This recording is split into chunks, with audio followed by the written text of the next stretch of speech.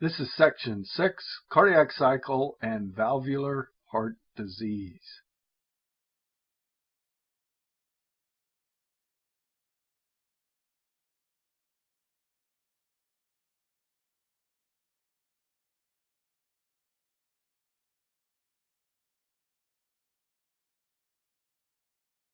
Oh, when you first look at this, it's kind of scary, isn't it? Oh, it looks kind of, oh, it's not scary.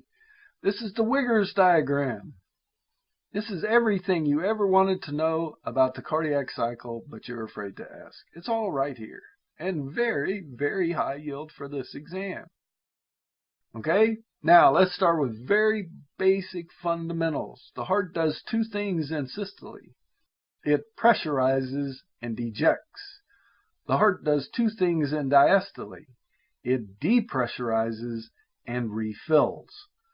So systole, going to have two phases, a pressurization and ejection.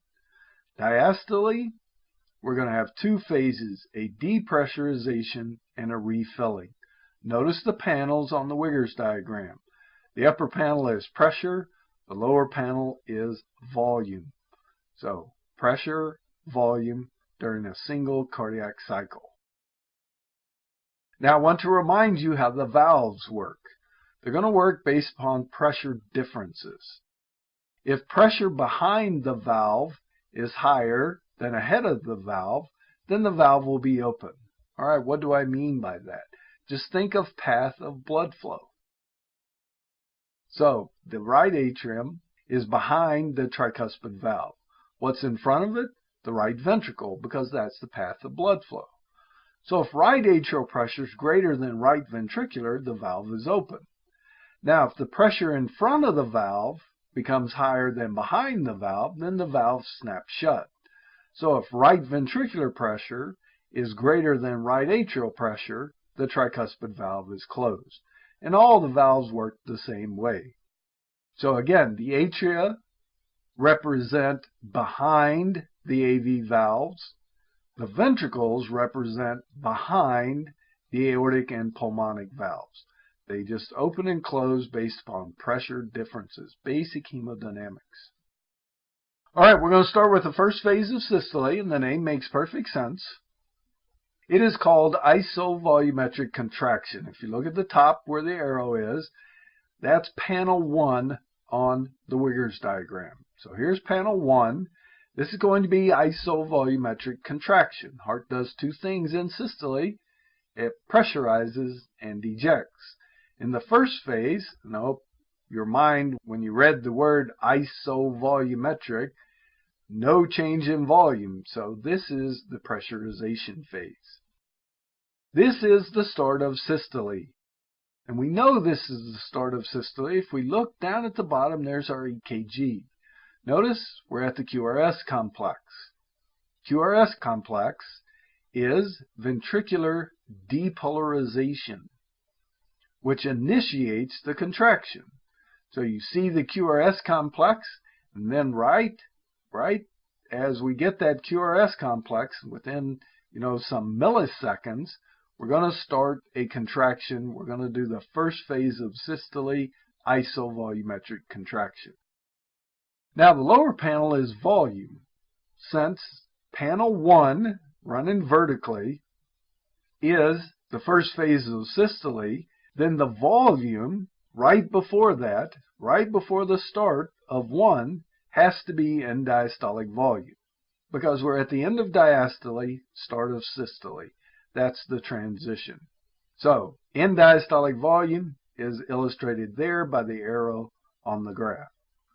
And as we well know, in diastolic volume is very important because it is preload. All right, so we get the QRS complex. The heart starts to contract. We get isovolumetric contraction. In other words, we get pressurization. So ventricular pressure starts to go up. Well, right as ventricular pressure goes up, it exceeds left atrial pressure and the mitral valve snaps shut. So the aortic valve is closed, the mitral valve is closed, so the heart is contracting, but it can't eject. Isovolumetric contraction. What is it doing? Pressurizing. Now, if you look at the slope of that line, let's do a quick little review. Hopefully you remember back in section 4, the slope of that line would be, do you remember? Yes, very good. dP dt, change in pressure of the change in time. Okay, that's rate of contraction, would be the slope of this initial pressurization. Now, as that pressure goes up and up and up, eventually it exceeds aortic diastolic, the aortic valve pops open, and we go to the next phase, which is ejection. Heart does two things in systole: it pressurizes and ejects. So notice the drop in volume, ventricular volume, as we eject blood, and that volume that we eject is stroke volume. Initially, during ejection, ventricular pressure is going up, and then pressure starts to fall as the twitch tension starts to subside and the heart relaxes. Notice down at the bottom the T wave occurring during the second part of panel 2. So the heart starts to relax, pressure starts to fall. Now, once pressure in the ventricle falls below aortic pressure, the aortic valve snaps shut and we start the first phase of diastole, which is called isovolumetric relaxation. Since this is the first phase of diastole, this represents in systolic volume. Remember, in diastolic minus in systolic is stroke volume.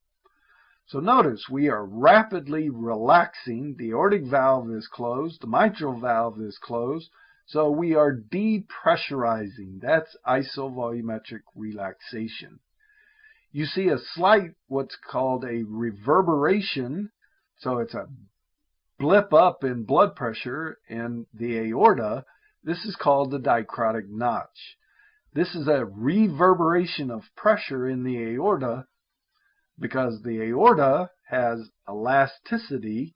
It is stretching out to accommodate this volume, and then it is snapping back, and once that valve snaps shut, you kind of bang against it, and that dicrotic notch is simply just a reverberation of that pressure. I only point it out because it helps us with time aspects. There's really no real functional role to the dicrotic notch, but if you see a dicrotic notch, then you know the heart has started diastole. Notice that the dicrotic notch occurs during isovolumetric relaxation. So again, the first phase of diastole is isovolumetric relaxation. We are depressurizing. Ventricular pressure is falling.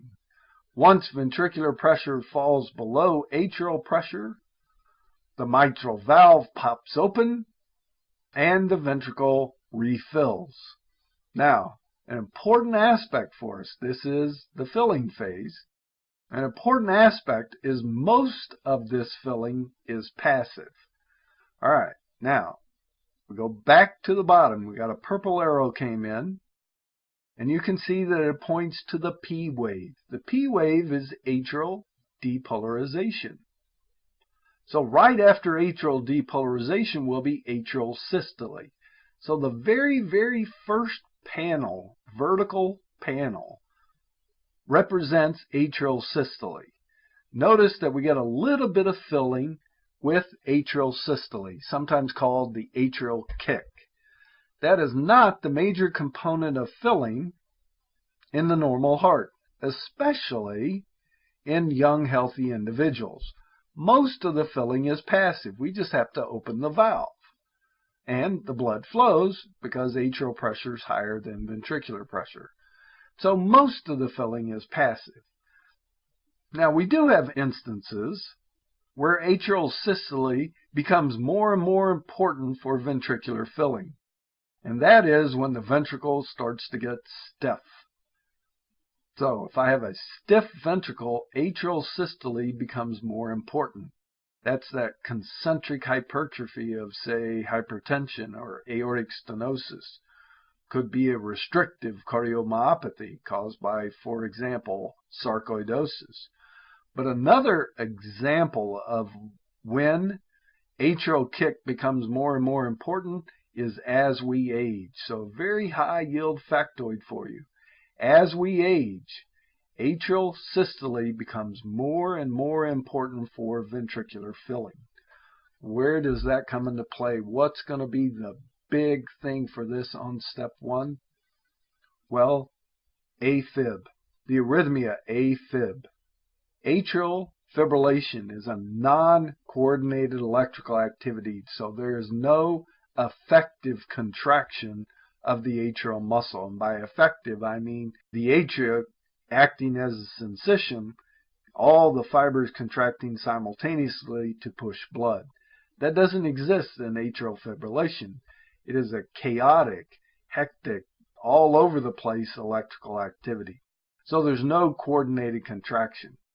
So it's not going to participate. There is no atrial kick, so to speak. This is reasonably well tolerated in a young, healthy individual. I'm not saying you don't treat it. I'm just saying it's reasonably well tolerated. It is not well tolerated in the elderly. And that's because that atrial kick is more important for filling in the elderly than it is in a young, healthy individual.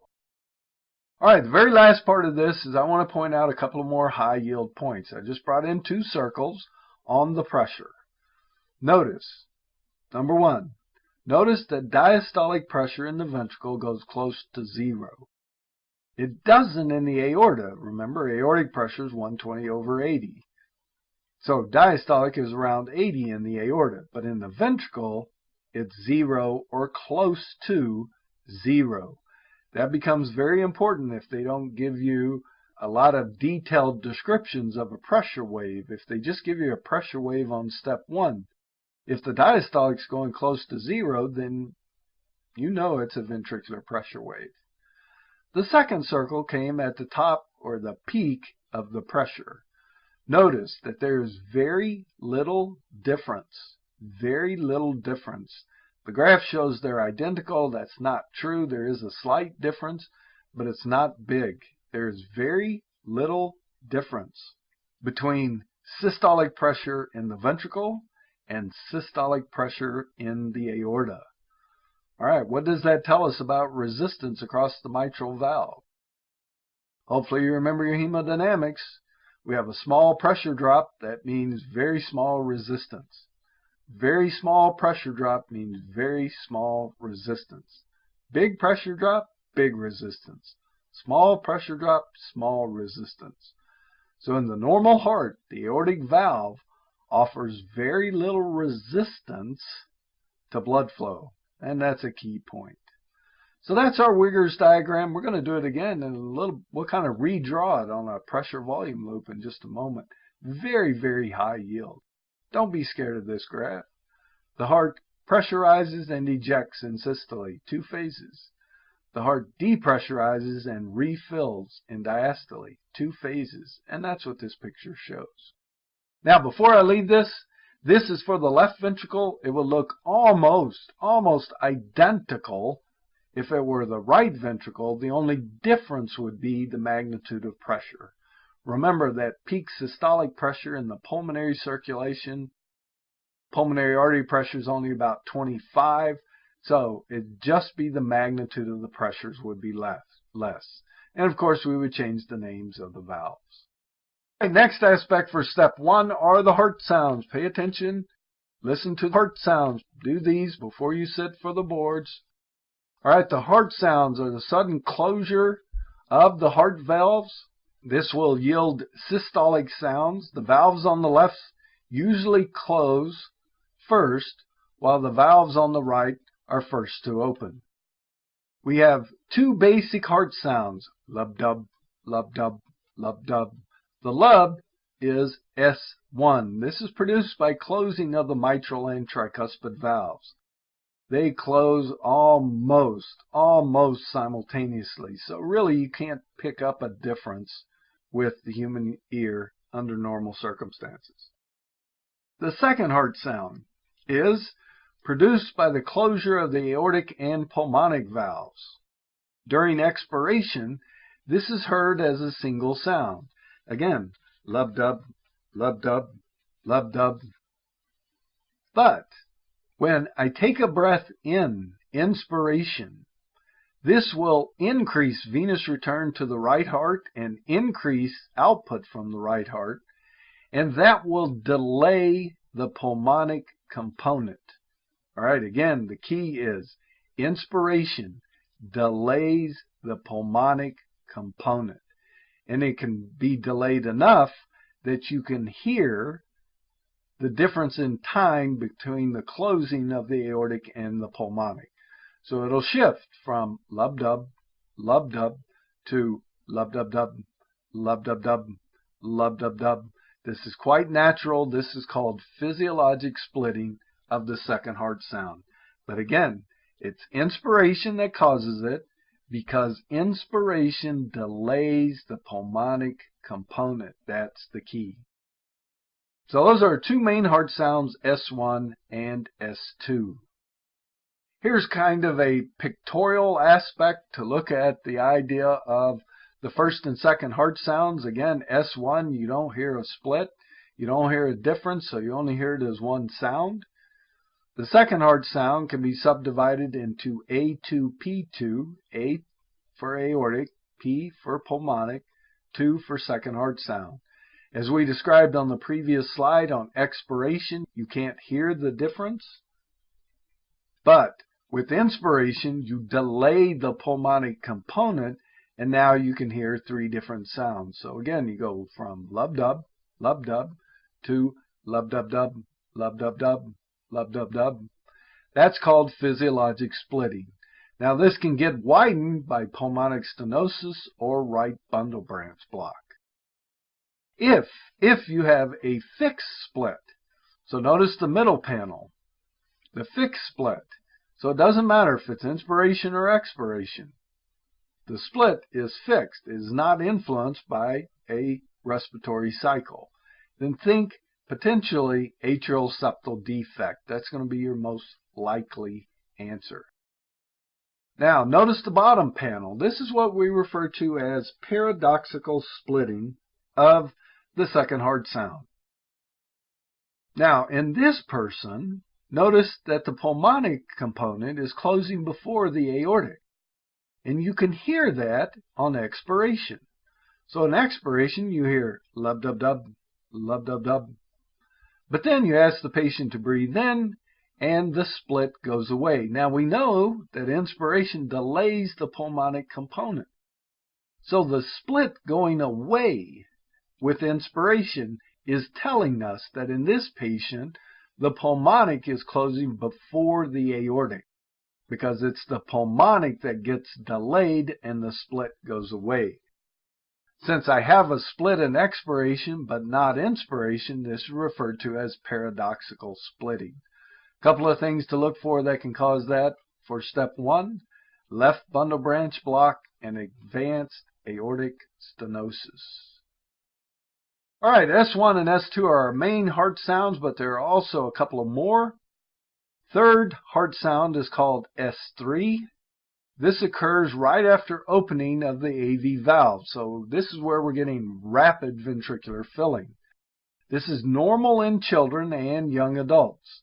However, the thing to look for on step 1 for a pathology here is a volume overload. Classic clinical presentation, clinical vignette for step 1. Patient X has an audible S3 or S3 gallop. So it's lub-dub-dub, lub-dub-dub, S3 gallop. You're thinking congestive heart failure. All right, that goes right at the top of the differential. That doesn't mean that it is congestive heart failure, but that definitely goes to the top of your differential. You're thinking, all right, we got a volume overloaded patient. Now, they may have aortic regurg, maybe something else, but it is a volume overloaded heart with S3, and oftentimes called S3 gallop. There is a fourth heart sound that occurs during atrial systole. This gets accentuated, and you may be able to even hear it if you have a patient with a stiff ventricle. So an audible S4, you think stiff ventricle. End of story. You think stiff ventricle. Now once you have stiff ventricle in your head, Then on your differential, you're going, okay, could be a concentric hypertrophy. That's very likely, like with aortic stenosis or systemic hypertension. Could be a myocardial infarction. Could be a restrictive cardiomyopathy. So again, S4, stiff ventricle. Now you generate the differential from there. All right, as I indicated before, pay attention, do some practice on hard sounds in your preparation for step 1. The other big thing to remember related to this are the sites of auscultation. Aortic and pulmonic are about the second intercostal space. Aortic's on the right side, pulmonic's on the left, both about mid-clavicular, but again, aortic on the right, pulmonic on the left. You get to move your little stethoscope around on these questions that involve heart sound. So if it's aortic, then it's upper right, pulmonic, upper left. For the AV valves, the tricuspid is about the fifth intercostal space, right at the sternal border, whereas the mitral is the sixth intercostal space, on the left side, again about mid-clavicular line. So remember these auscultation sites. May be very important for getting the right answer as to what valve is defective if we have a murmur. All right, the next aspect to cover related to this is called the venous pulse, and that's illustrated in the blue line on this figure, and there's my EKG running at the bottom. The venous pulse, we have several waves that we need to know, and the first wave is the A wave. Notice the big rise in pressure during the A wave.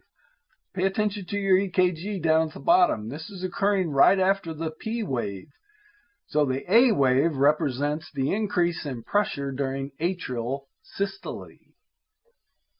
Next, pressure starts to fall, then jumps back up again, and that generates what we call the C wave. So the second wave that we see is the C wave.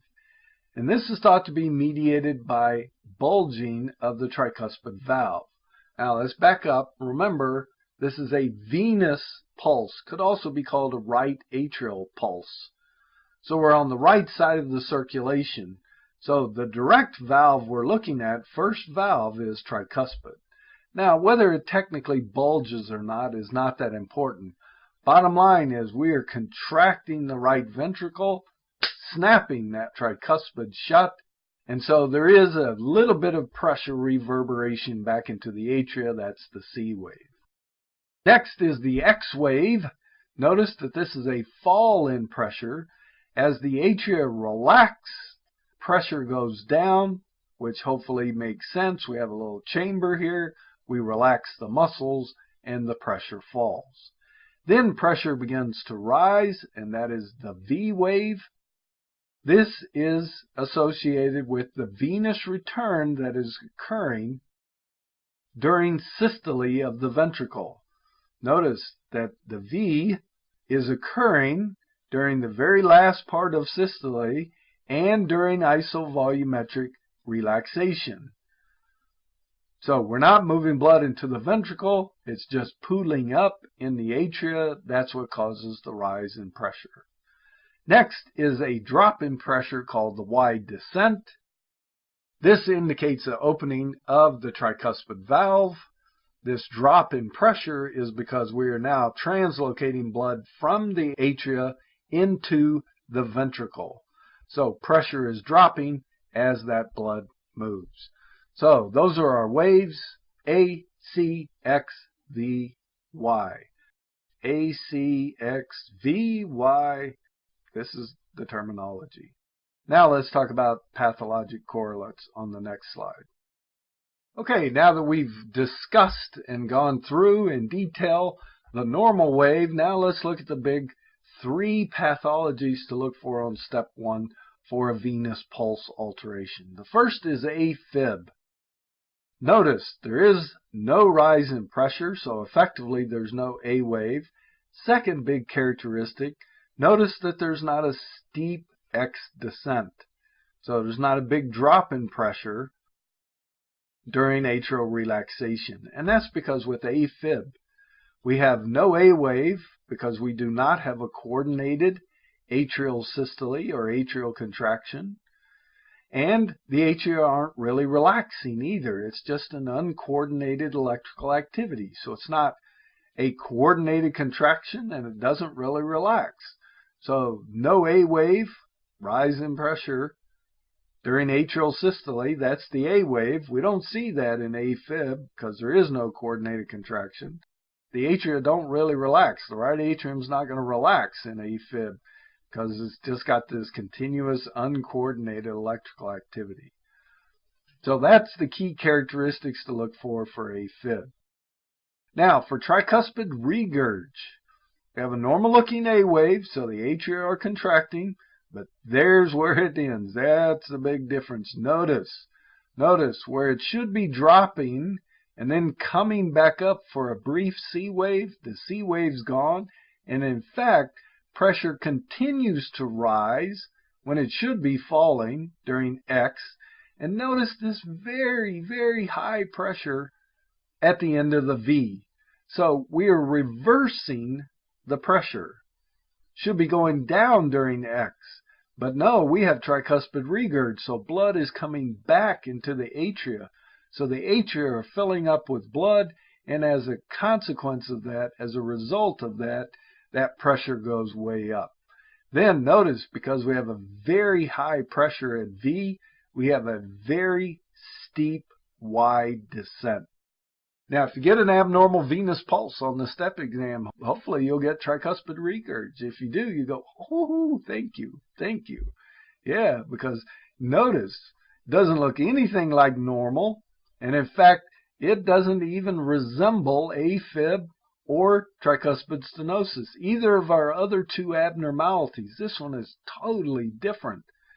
That rise in pressure when it should be falling in X, that very high pressure in V, and this big, deep, wide descent. All of those, they're just screaming to you tricuspid regurg. Last but not least is tricuspid stenosis. A stenotic valve is a resistor. So the big key characteristic here is a very accentuated A wave. Notice the very high pressure during atrial systole. And that's because the atria are contracting. They're trying to force blood through that tricuspid valve, but it's stenotic, so it's a resistor, so the pressure backs up. Okay, a tricuspid stenosis, a stenotic valve is a resistor. Remember what happens if to upstream pressure, if I increase resistance. The right atrium is upstream from the tricuspid valve. So when I increase resistance, hopefully you remember, upstream pressure goes up. So atrial pressure is going to go up, and the more severe the stenosis, the higher and higher that atrial pressure. Also, you won't see quite as steep, wide descent because, again, you have a stenotic valve that's a resistor. So those are the big three to look for abnormal-wise on the venous pulse for step 1. All right, let's do very quickly a little Swan-Ganz catheterization. Swan-Ganz, totally cool catheters we described earlier. It's got that little balloon at the end. You know, it's a flow-directed catheter. It's got multiple ports. It's really cool. It's a cool catheter. The idea is we want to measure pulmonary wedge pressure, pulmonary capillary wedge pressure. Now, we can't see where the catheter is going, so we have to know hemodynamics in order to know where the catheter is. So we're going to put it in a vein. We'll be on the venous side.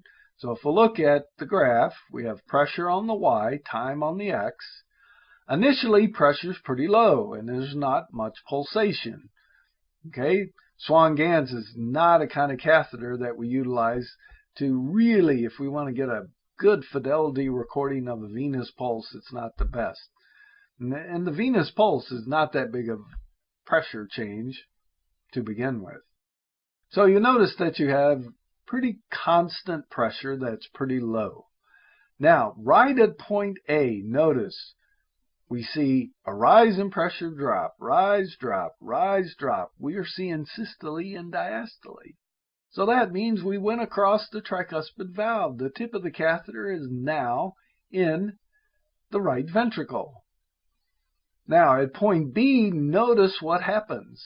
Diastolic pressure goes up. So we're still trying to advance the catheter. We're in the ventricle, and then boop, we pass through the pulmonic valve. And we know we pass through the pulmonic valve at point B because diastolic pressure has gone up. Systolic's about the same, but diastolic is higher. So this goes back to the Wiggers diagram. Remember, aortic's 120/80, ventricular's 120/0. Same scenario on the right side, just the pressures are lower. So when we no longer have a diastolic close to 0, we know we cross the pulmonic valve into the pulmonary artery. Then we deflate the balloon, and we keep pushing it until it wedges in, and we can't really move, and wedge it in. Then we blow up the balloon, and that's pulmonary capillary wedge pressure. This is not the best example of that because actually that pulmonary wedge pressure should be a little bit lower. So we should see a drop in pressure right at C as we wedge it and we're getting pulmonary capillary wedge pressure. But that's okay. Hopefully you can make a little annotation on your book that the pressure should actually go down a little. Normal wedge pressure is about 5 to 8 millimeters of mercury. Pulmonary capillary wedge pressure is our marker of left atrial pressure, which is our marker of left ventricular preload. That's the big key. That's why we measure pulmonary wedge pressure, because it's preload to the left ventricle. All right, let's do the Wiggers diagram. This is a pressure volume loop. Woohoo! Wiggers diagram. Yeah. This is the Wiggers diagram. Remember, the Wiggers was pressure and volume. Well, this is a pressure volume loop. We're taking the two panels of the Wiggers and putting it on a single graph. This is high yield. This is important cardiac function. Pressure volume loop. Now, this loop always goes counterclockwise. So we start at the right, we go up, and then to the left, and down, and around. Always counterclockwise. Heart does two things in systole. It pressurizes and ejects. So here's pressurization, isovolumetric contraction. Notice no change in volume, but pressure's going up. We are pressurizing. Next phase of systole is ejection. We pressurize and eject. So the curve or the loop is going to the left, which means a decrease in volume. We are reducing ventricular volume as we eject. Next phase is the start of diastole, where we are depressurizing. So notice the fall in pressure. That's isovolumetric relaxation with no change in volume. Finally is the filling phase. Two things in diastole: depressurize and refill. Notice the increase in volume of the ventricle as we refill. Now, it should follow. Hopefully it makes good sense. Isovolumetric contraction is the start of systole. Right as that ventricle starts to contract, ventricular pressure is going up, snaps the mitral valve closed. Once the aortic valve opens, we get ejection. So we know at this point, where we start to see a decrease in ventricular volume, we are ejecting blood. That means the aortic valve opened.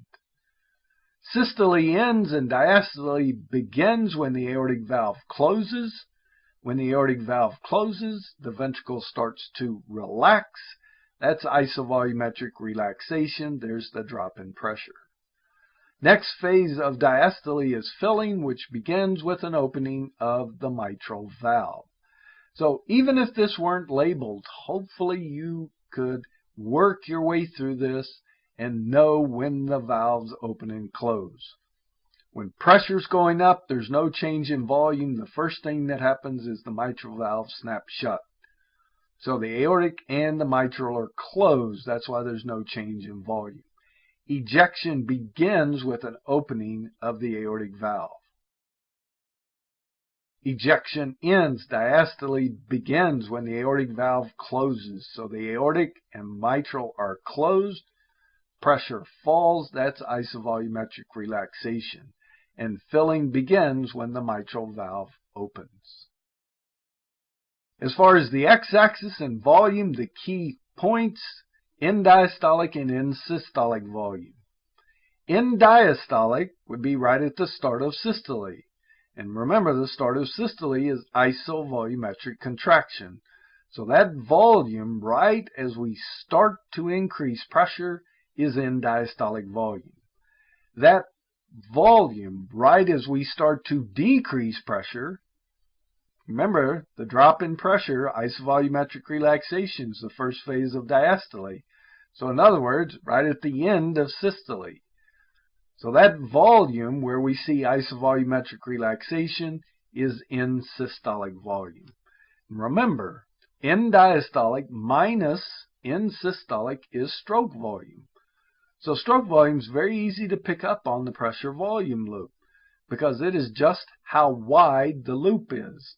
The wider the loop, the greater the stroke volume. The more narrow the loop, the less the stroke volume. Stroke volume is just how wide the loop is on the pressure volume loop.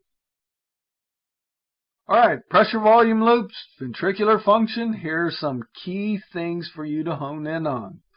Alright, I drew a little dotted line from this point. What does that pressure represent? Well, that pressure represents aortic diastolic pressure. How do I know that's aortic diastolic? Because once ventricular just exceeds aortic diastolic, then the valve pops open. So wherever the aortic valve opens, that pressure is aortic diastolic pressure. This pressure would represent systolic pressure in the aorta. Remember, peak systolic pressure in the ventricle and the aortic are darn close. So they're very close. So this effectively would represent aortic systolic pressure. There'll only be one exception where they're not very close. Can you think of what it might be? We will talk about it in just a moment. So don't change that dial. I'll come back to it and you will see. We will get there. All right, can we recall what three basic factors affect ventricular output? I hope you tipped your cap to the ventricle for keeping you alive. Yep, contractility, afterload, and preload. They're going to be on pressure volume loops. Expect to be assessed on pressure volume loop as a way to describe ventricular function. And what I'm going to do is give you the shorthand here, the keys to look for contractility, afterload, and preload. All right, for contractility, just imagine a curve that runs through this point, this pressure right at the end of systole. So just kind of draw a curve. Now you might be wondering where I got that curve. Well, I got that curve from a ventricular function curve. All right? If you go back to the previous parts of the book, section 4, where we talked about cardiac mechanics, we have a ventricular function curve. Well, drawing this line in here effectively creates a ventricular function curve. And if contractility shifts, if it goes down, that line is going to shift to the right. If contractility goes up, that line will shift to the left. I'll show you some examples. If it's not resonating very well, you will see an example of this as we go through the valve problem. So bottom line for right now, just draw a line right to that point, a curve. Doesn't have to be a perfect curve, just some idea of a curve. And if that line shifts, then you know you change contractility. All right, afterload for a pressure volume loop is aortic diastolic pressure. Just treat it. We know that technically that may not be right. TPR is afterload. But if we remember from the previous section, diastolic pressure and TPR are directly related. So we can utilize diastolic pressure as afterload on a pressure volume loop. And of course, preload is end diastolic volume. So here's end diastolic volume. We know that's preload. That's Frank Starling. tip your cap to the ventricle for keeping you alive. That's where you hone in. Contractility, afterload, preload. All right, the next aspect we're going to talk about are valvular problems. And here's the bottom lines. Here's the keys to really hone in on as a basis for the valve problems. A stenotic valve is a resistor. All right, it's a resistor. And you will hear the murmur associated with a stenotic valve when the valve is open. Second way we can have a valve problem is it can become regurgitant or incompetent or insufficient. I tend to use the word regurgitation, but it could be stated as incompetent or insufficient. A regurgitant valve means that the valve's not doing what it's supposed to do. Valves prevent backflow. So if I have a regurgitant valve, it's not preventing backflow, it's allowing backflow. And this will create a murmur when the valve is closed because it's regurgitant. Its job is to stop backflow. So if it can't stop backflow, we're going to hear the murmur when it's trying to do its job, which is closed. Now, key thing to remember, hemodynamically, pressure and volume behind the defective valve go up. Now, what do I mean by behind? Again, path of blood flow. The left ventricle is behind the aortic valve because the blood flow goes left ventricle through the aortic valve. The mitral valve, behind the mitral valve is the left atrium. Behind the tricuspid valve is the right atrium, and so forth and so on. So those are the keys, those are the things to hone in on when we're thinking about valvular problems. So let's talk about some valvular problems. All right, the first valvular problem we're going to talk about is aortic stenosis. So we're going to talk about aortic stenosis and regurg, and mitral stenosis and mitral regurg. What we say for aortic and mitral will apply to pulmonic and tricuspid. Just remember the pressure levels are different, and of course the names of the valves are different if we're on the right side. All right, I have a stenotic valve. First thing I think about, is that a systolic or diastolic? All right, a stenotic valve is a resistor. I'm going to hear it when the valve is open. Aortic valve is open in systole, so I'm going to get a systolic murmur. That's the first thing I think about. In this particular murmur, if you look at the waveform, notice that it goes up and then goes down. This is sometimes referred to as a crescendo decrescendo murmur. Now, you may not get that cue on step 1 anymore. I've heard that they've taken it off, but then sometimes they put it back in. If you're reading a clinical vignette and they say crescendo decrescendo murmur and systolic murmur, you're thinking aortic stenosis. All right, stenotic valve is a resistor. So notice the big separation between aortic systolic and ventricular systolic. Ventricular systolic pressure is much higher than aortic systolic pressure. We have a big pressure gradient because I have a big resistor. Okay, so here would be the one time on a pressure volume loop. If you look over to the right, this would be the one time that ventricular systolic and aortic systolic don't match up very well. So as we indicated on that pressure volume loop, we would tell you later, don't touch the dial, don't change that channel. Well, that's your answer. Here is when we would have a big separation between aortic systolic and ventricular systolic. And that's exactly what we would predict. If we have a stenotic valve, it's a resistor, we know that pressure gradient's going to go up. So, systolic pressure in the ventricle will be much higher than systolic in the aorta. Aortic pressure is going to be reasonably normal. All right, mean arterial pressure probably in the normal range, but the more severe the stenosis, the greater the chance that we reduce stroke volume. Notice the pressure volume loop, we have decreased stroke volume.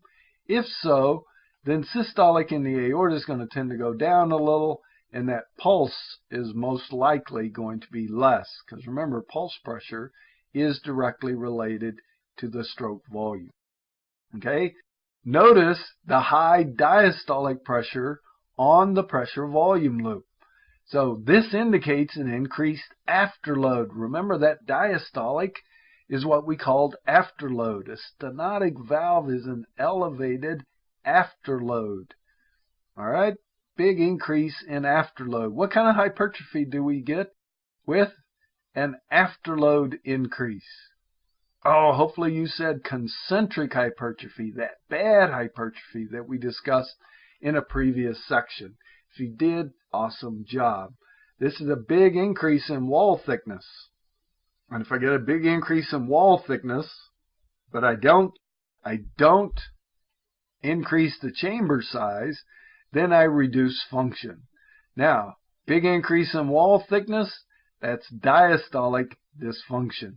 So this concentric hypertrophy will cause a diastolic dysfunction. Notice the rise in diastolic pressure. That is one of the key characteristics of diastolic dysfunction. So we're going to have a stiff ventricle. Stroke volume will tend to be down. They're going to have a very difficult time with exercise because they won't be able to increase their stroke volume. Concentric hypertrophy, increased diastolic pressure. Those are the key characteristics. And again, systolic murmur, crescendo, decrescendo murmur. So those are the key characteristics to think about with aortic stenosis. All right, let's go the other way with the aortic valve. Let's make it regurgitant. So now we're getting backflow of blood. We're putting some blood out into the aorta, and then some of it just comes right back in. A regurgitant valve, I'm going to hear it when the valve is normally closed. So if I have aortic regurg, I'm going to have a diastolic murmur. Diastolic murmur. All right? Notice the very high systolic pressure in the aorta and the ventricle. All right, that is indicative of a very big stroke volume. Notice the big stroke volume and the high systolic pressure in the pressure volume loop. Notice also the low diastolic pressure on the pressure wave on the left and on the pressure volume loop. So we have a whopping pulse pressure. Aortic regurg is characterized by a whopping pulse pressure. The other thing to note is the last arrow that came in. Notice that there is no sharp change in volume, isovolumetric relaxation. So key characteristics on this pressure volume loop. Contractility is still okay. We have a big increase in stroke volume, big pulse pressure, and the rise in volume when there should be no change in volume, isovolumetric relaxation. So those are the characteristics, those key characteristics. High systolic, low diastolic, no isovolumetric. That is just telling, that is just screaming to you aortic regurg. All right, big stroke volume. So we have a whopping pulse pressure. Systolic's high because of the high stroke volume. Diastolic is low because we have very low volume in the aorta at the end of diastole. Hopefully you remember that is what determines diastolic pressure.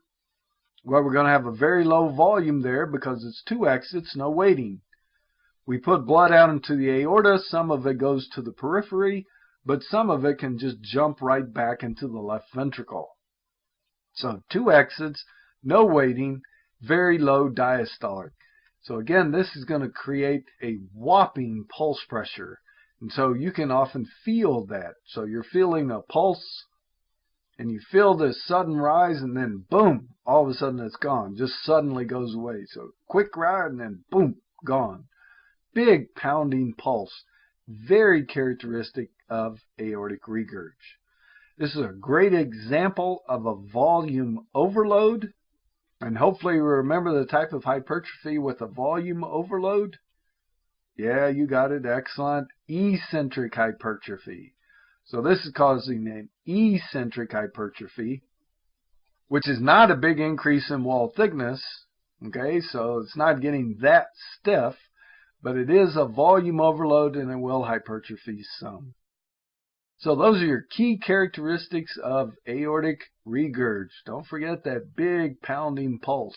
And if they show you a pressure volume loop where you see a big pulse pressure and no true isovolumetric relaxation, bingo, aortic regurg. All right, next is mitral stenosis. In mitral stenosis, we have a stenotic valve. I'm going to hear the murmur when the valve is open. Mitral valve is open and diastole, so we're going to have a diastolic murmur. So looking at the pressure waves, aortic pressure not really affected. What am I going to see? Big effect pressure waves. Difference between atrial and ventricular pressure. This, of course, makes complete sense because the stenotic valve is a resistor. So I'm going to see a big pressure drop across the resistor. Upstream pressure goes up when I increase resistance. Upstream is left atrium. So left atrial pressure is going to be high, much higher than left ventricular. Again, diastolic pressures. Big separation in pressure. I know I have a resistor. It gives it away. It's mitral stenosis. Now don't forget, left atrial pressure is venous pressure for the lungs.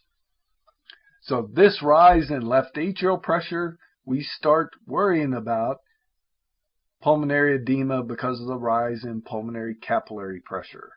And that's one of the concerns as mitral stenosis gets more and more severe, is the idea of pulmonary edema. Notice on the pressure volume loop that we have a reduction in preload. This reduction in preload is causing a reduction in stroke volume. But notice, if I draw my little line here that we described for pressure volume loops, you can see that contractility is unaffected. So the reduction in stroke volume is simply because of a reduction in filling. We don't have a higher pressure, so it's not diastolic dysfunction. We don't have diastolic dysfunction here. Left ventricle is functioning just fine. The problem is I can't get blood from the left atrium to the left ventricle because of the stenotic valve. Contractility is fine. The decreased stroke volume is just because of a decrease in end-diastolic volume. It is a Frank-Starling mechanism. Now, just as with aortic stenosis, these patients, when you exercise them, you can really manifest the problem. Mitral stenosis, aortic stenosis, output is compromised. In mitral stenosis, the reason that output is compromised is because filling is compromised. As I do a flow demand like exercise, I won't be able to get that blood from the left atrium to the left ventricle to get adequate output for the big increase in flow demand associated with exercise. So they might get a little syncope. They are also likely to feel congested, have difficulty breathing because I'm putting more volume in the lungs. Left atrial pressure is elevated, potential for pulmonary edema. So those are big key characteristics for mitral stenosis. Again, a diastolic murmur. And something else you may see in the clinical vignette on this would be something called an opening snap. If you read that in a clinical vignette, opening snap, you're thinking mitral stenosis, as opposed to a click, and a click suggests mitral valve prolapse. So a click is prolapse, a snap is mitral stenosis. Okay, going the other way with the mitral valve is mitral regurg. This is backflow of blood, so I have a regurgitant valve, That means I'm going to hear the murmur when the valve is normally closed. Mitral valve is closed in systole, so I'm going to get a systolic murmur. Now, notice the representation of this systolic murmur. It's relatively continuous. So, with aortic stenosis, we had a crescendo decrescendo systolic murmur. Well, here's we're going to have what's called a holosystolic or pan-systolic murmur. Holo, pan means throughout systole. So we have a continuous murmur throughout systole. It's not increasing in pitch and decreasing in pitch like aortic stenosis. It's a continuous holosystolic or pan-systolic. So if they give you that on a clinical vignette, then think immediately mitral regurg. All right, we're kicking some blood back into the atria, so notice during ventricular systole, atrial pressure is going up. This can be very severe if it's acute. So if we have an acute problem with the mitral valve, it becomes regurgitant. Example, I hope you said myocardial ischemia. Exactly. So if we're having a heart attack, we're having myocardial ischemia. Those papillary muscles can get damaged and a patient can basically just blow their mitral valve. In that case, atrial pressure is going way up and can be very significant. And so if you get a very acute big mitral regurg, you're really, really worried about pulmonary edema. If we go over here to our pressure volume loop, what's the key characteristic I'm going to see here that's going to separate this so I know immediately it's mitral regurg? Notice no true isovolumetric contraction. Do you see how the curve just kind of rounds off? What should be a steep, straight up and down, very vertical line. Notice how it rounds off. So that is a key characteristic, no true isovolumetric contraction. And that's because we're losing volume into the left atrium. We do have a big stroke volume, but we don't have a big pulse, so that gets rid of aortic regurg. And it's the isovolumetric contraction phase that's affected, not the isovolumetric relaxation phase. Remember, in aortic regurg, we didn't have a nice vertical isovolumetric relaxation. In mitral regurg, we don't have a nice vertical isovolumetric contraction. Just think about where the blood is going. Last but not least, we have a reduction in systolic blood pressure. There's also a reduction in contractility. Draw in your little lines, your contractility lines, and you will see there is a marked reduction. There's a right shift in contractility. Remember, you draw it using that point at the end of systole. If you were to draw in those lines, you can see that that curve is shifted markedly to the right, meaning decreased contractility. The heart loses contractility because it's pumping blood back into the left atrium, which is much, much lower afterload than the aorta. So it's like the heart is kind of taking a break. It's not exercising as much because it's pushing blood into a low resistance circuit. And that's why contractility falls. All right, so those are your key characteristics, things to look for, things to remember, things to know for mitral regurg.